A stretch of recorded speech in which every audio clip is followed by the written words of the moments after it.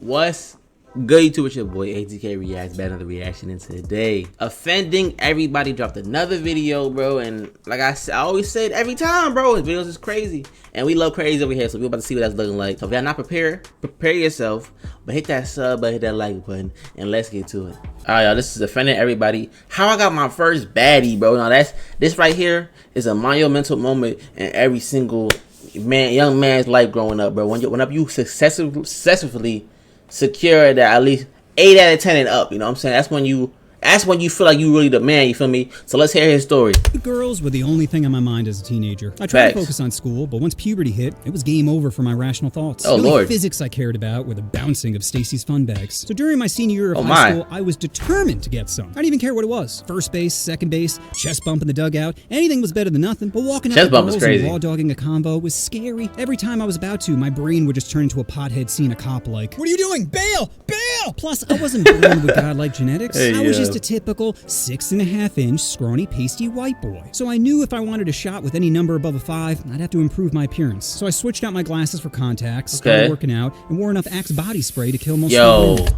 Yo, I got a pause, bro. In high school, why were we wearing that much Axe, bro? It made no sense why we wore that much Axe, bro. You can walk into the boys' locker room, and you might pass out from the smell being so. It was like a gas bomb in there, bro. I don't know why we wore so much Axe in high school, but that was just the thing, bro.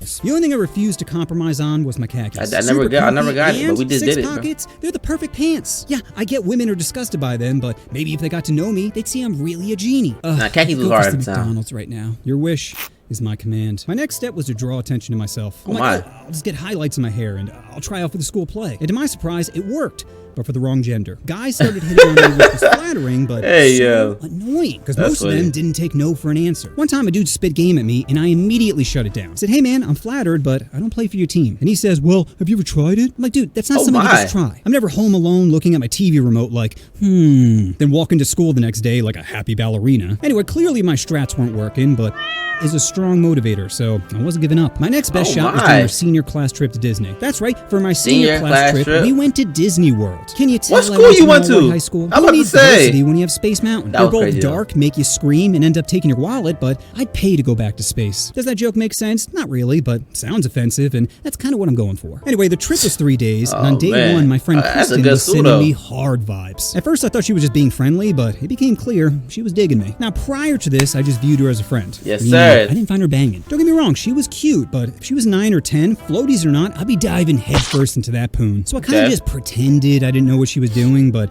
she began to get more direct. That evening, we were riding the Pirates of the Caribbean ride, and she starts rubbing my leg. My Johnson screaming, "Let me out of here!" I'm like, Jesus, am I about to get a handy at Disney? This pirate ride is about to be rated R.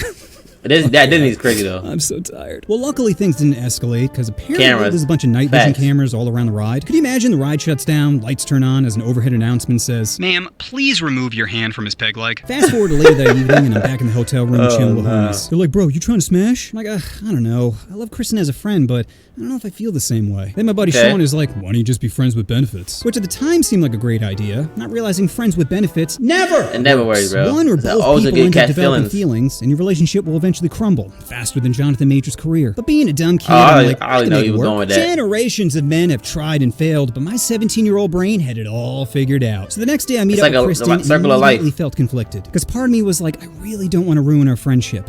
And the other part of me wanted to get my beak wet. My balls were dry for 17 years, and I just wanted some dough. Oh my! I didn't know what I was missing, but I heard good things. The reviews for blowies are in, and it's overwhelmingly positive. So like an absolute bitch, I just kept changing my mind, constantly going from hot to cold, until later that evening when we were standing in line for the teacups. I don't know what it was, but when I looked at Kristen, I just thought, hey, why not? She's cute, funny, has a nice pair of fun bags. I think we'd have a great time together. Friends with benefits would be cool, but this man is fun bags. Dating sounds even better. That's when my brain activated cringe mode. Because instead of just asking her out or leaning in for a kiss, I said, "Oh, Kristen, I forgot. I got you a gift."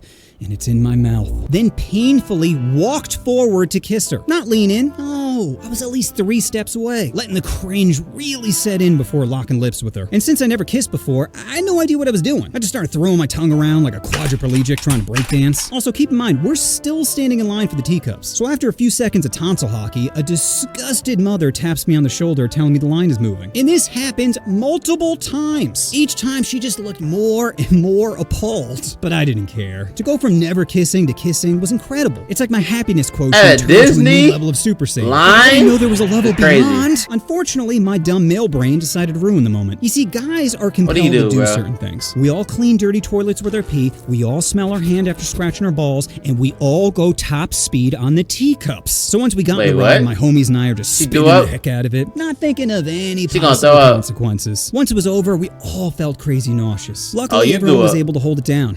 Well, everyone except for Kristen, who decided to paint the sidewalk with her dinner time turkey. That probably killed the mood, right? For sure. Horned up me went right back to making out 30 minutes later. Oh, nah, you're a dog. Nah, nope. That's where you lost me, brother. That's where he lost me.